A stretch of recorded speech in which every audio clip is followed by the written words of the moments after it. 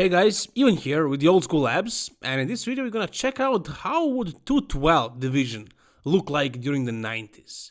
Now, I'm not saying that any of these bodybuilders would actually switch division, would actually go to 212, because some of them did really well in the open. They were runner-ups, they almost won the Mr. Olympia even though they were smaller or shorter. Let's just imagine, if they all actually wanted to go to 212, we're gonna make a list of those who could. The ones who could make the weight without having any problems, without changing their physiques too much or at all. And yeah, it's just a top 5, and if there was 212 division, I'm sure many more bodybuilders who were shorter would actually do bodybuilding. If 212 actually existed, I'm sure things would be much different than how I'm going to present them, but let's just have some fun, guys, let's imagine how it would look like. So, who would make the top 5 of the best 212 quote-unquote bodybuilders from the 90s? So definitely, I'm sure you're thinking the same. Shawn Ray would make one of them. Lee Priest, obviously. Libor for sure. Even though he was mainly active during the 80s, he also competed at the Mr. Olympia for a couple of years during the 90s, and he did a lot of shows during the 90s too. Then I'd like to put in one of the shortest bodybuilders of all time, Flavio Baccianini. Now I'm supposed to pick the 5th competitor, and I'm actually considering making a top 4, but let's make it a top 5 because it's a nicer round number. So I was considering a couple of guys. Firstly, Rich Gaspari. Rich Gaspari was a little bit taller than the other guys. He was 5'8". That's not really short, and he used to weigh around 225.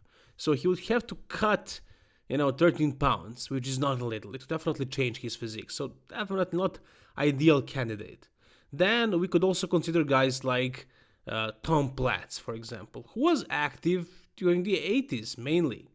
Also, you would have guys like Franco Colombo, you would also have Danny Padilla, and these guys were amazing, but they weren't exactly dominating during the 90s. But there is one shorter or 212 bodybuilder who competed during the early 90s before he died, and his name is Mohammed Aziza. So I'm gonna mention him as well because I think he's a great bodybuilder and he would fare well against the other guys. So let's see who would end up in the top of this bunch. Well, obviously these guys had their peaks at different eras, at different times, not necessarily eras. These guys all competed during the 90s, but some were better during the early 90s, some were better during the late 90s, or even late 80s, but let's not do that. Let's just take their best physiques of all time. If they all came at their best, which would definitely not happen, but if they all were at their best at one moment, on one stage, who would do the best? Okay, let's start bottom up. Let's go with 5th place first, and I will go with Flavio Baccianini. So Flavio, he was, sure, great bodybuilder, but too short, way too short. His weight was 145. At the 1993 Mr. Olympia, he took 13th place, which was really great result for him, for a guy of that stature. While he was weighing between 145 and 155, his height was 4'11". So he was really short, and especially looked short next to Lou Ferrigno, who was a giant, basically.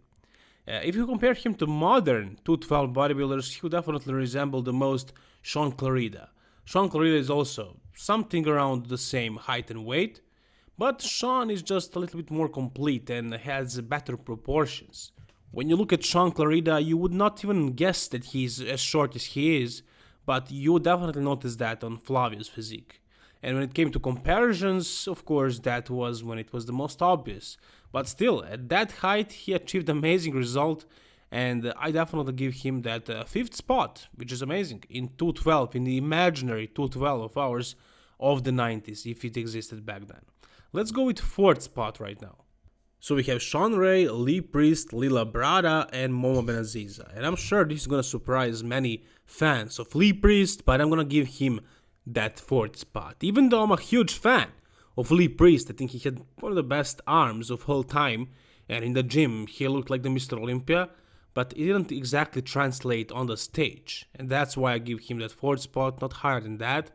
Firstly, he had a little bit weaker upper chest, his back was not exactly the best, his lower back was usually a little bit more blurry, it was never exactly peeled. I guess it was just a film of water, probably. And his proportions weren't exactly ideal and not as good as the other guys that we are gonna have in that top three. But then again, Lee Priest, an amazing bodybuilder, definitely an outstanding, amazing bodybuilder. But he was more impressive bodybuilder and he was a complete bodybuilder. So he had some really good body parts like arms. Arms were amazing. His legs were great, but hamstrings and glutes, they were never exactly shredded. 90s and Dorian Yates was the time when shredded glutes became a standard. So during the 90s, it wasn't exactly an established standard as it is today. For that reason, some bodybuilders didn't really come up with it at that point, and Lee Priest was one of them. And it wasn't exactly necessary, but that's not the only reason. It's not just conditioning, it's also proportions and completeness of the physique. The freakiness would definitely go to him, no doubt about that, but as far as being a complete bodybuilder, I do not think he's better than any of the guys in the top 3. The guy was huge, and if you're thinking would he even make the 212, then let me answer that question for you. Yeah, he would, because his competition weight was between 196 and 205, and his height was 5'4". So he was a shorter bodybuilder, very very short, and he never weighted more than 212 pounds. By the way, his arms were 22 inches on a stage, competition ready, and in the off season they were over 24 inches, which is an amazing stat, which definitely makes him the freakiest 212 bodybuilder, but not the most complete one, not better than top 4. Now, some of you may argue, some of you may say he was bigger than, for example, Lila Brada, and that he would beat him for that reason, but I just don't see that happening. I think during the 90s especially, the conditioning was one of the biggest factors. Yeah, fullness was taking its course, but it wasn't established as a standard yet as it is today. So yeah, Lee was usually fuller than these other guys, but during the 90s the conditioning was the most awarded thing. And I'm thinking Lila Brada would definitely beat him and take the top 3 spot in 212 division of our imagination during the 90s. Lila Brada was mainly active during the 80s, let's be honest, but he also competed during the 90s. So for example, he did the Mr. Olympia 1990, where he took 2nd place, he was a runner-up. He was also runner-up in 1999. In 1998, he was 4th place and he was 3rd at the 1987. But as far as the 90s, as I said, 1990 Mr. Olympia 2nd place, 1991 Mr. Olympia 4th place, 92 3rd place, and then he came in 1993 and took 4th place. In between, he also did the World Pro Cup where he won, Ironman Pro where he was 2nd. He also competed at the 2nd Arnold Classic ever in 1993 where he placed 2nd right behind Flex Wheeler, and in 1995 he also competed at the Arnold Classic where he took 5th spot, and that was the last time he competed ever. So he did 5 or actually 6 years during the 90s, and that's more than a half, so that makes him a 90s bodybuilder, even though he was definitely way more active during the 80s. Anyways, I will put him in that mix. So in 1990 he was 2nd. He was better than anybody here. But then later some other guys progressed because they were younger. But let's focus on Lila Brada right here. So he would beat Lee Priest in my opinion. He would definitely beat Flavio Baccianini. I do not think he would beat guys like Mohammed Aziza and Shawn Ray. As I'm sure many of you guys know, Lila Brada was one of the best posers of all time. But during the 90s, posing wasn't exactly the most important thing. I mean, it wasn't judged directly. Of course, it was judged by the way the judges would see you. If you would pose well, they would see how good you are, but you wouldn't get extra points if your posing routine was better. And if that was the case, Lila Brada would definitely be the Mr. Olympia. I would say so because he was such an amazing poser. And today, if the 212 was held today, and all these guys from the 90s or the 80s came in this era today, Lila Brada would definitely do very, very well. I don't think he would win this imaginary 212 division, but he would be probably 2nd spot. But for the reason that this was the 90s and the posing wasn't as appreciated as it is today, he would be the 3rd spot. Lila Brada was 5'6", so he was pretty short, and his competition weight was about 185, so way below the weight limit in the 212. But even like that, he was really complete. His physique was very aesthetic, he had an amazing flow, but the proportions didn't like too much. I don't know if you can notice, but talking about proportions, maybe you can see that his arms were a little bit shorter than they should be. And that sort of threw off the aesthetics of physique for me. That combined with small waist, or the lack of. So Shawn Ray was definitely much better in that regard. And the reason why Lil Brother is not in the second spot, even though he was an amazing bodybuilder, very conditioned, very aesthetically pleasing, he had everything, but he didn't have as good of a back like Mohammed Aziza. And I love backs, and the judges love them too. Me personally, I'm impressed when I see a good back, and Mohammed Aziz definitely had one of the best backs in the history of bodybuilding, really. It really looked amazing, head to toe, or head to waist, rather. He had complete development. So lower lats were there. They were attached low, but not too low. They were hanging, but they weren't exactly getting down to the waistline. So they had an amazing V taper. The fullness, the thickness was there, and that granity, that grainy look, he also had that. Similar to Dorian Yates. As a matter of fact, he's one of two people ever who have beaten Dorian Yates. In 1990, which was Dorian's pro debut, Momo beat him at the Night of Champions, and that was one of two times where Dorian lost, as a pro of course. Then later he also lost in 1991 to Lee Haney, and then later every single show that Dorian did after, he won. But he was beaten by Mohammed Aziza, this giant killer, and yeah, he was a giant killer because he was a smaller guy, as I said.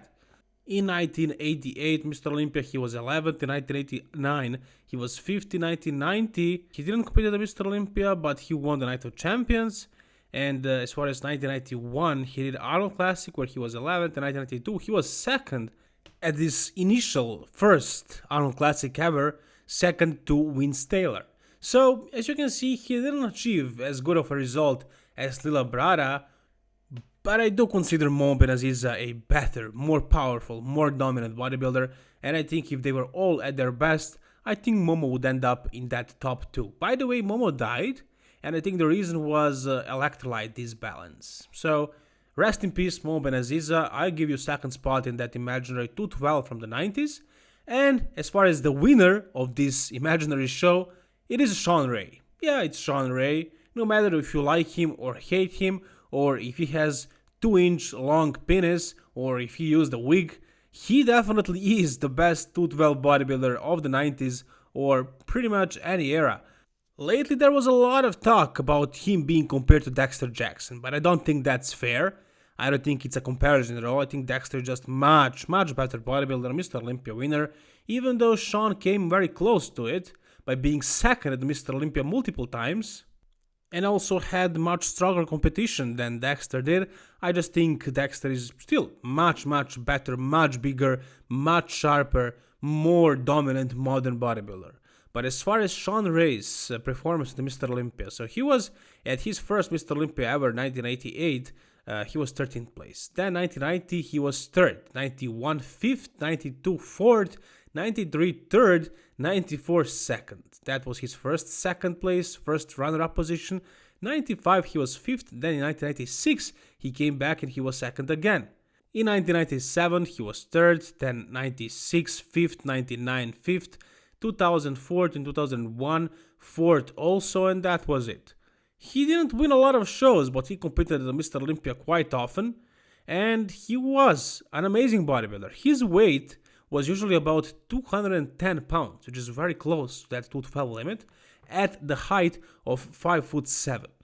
So, Shawn Ray was really made for this 212 division, but not just that, guys. He almost beat Dorian Yates. Not really almost, but he was close. He was that second spot. Again, if 212 was a division, back then, he wouldn't do it. Come on, no way he wouldn't do it. He would think that he would win the Mr. Olympia. I'm sure he was hoping for it.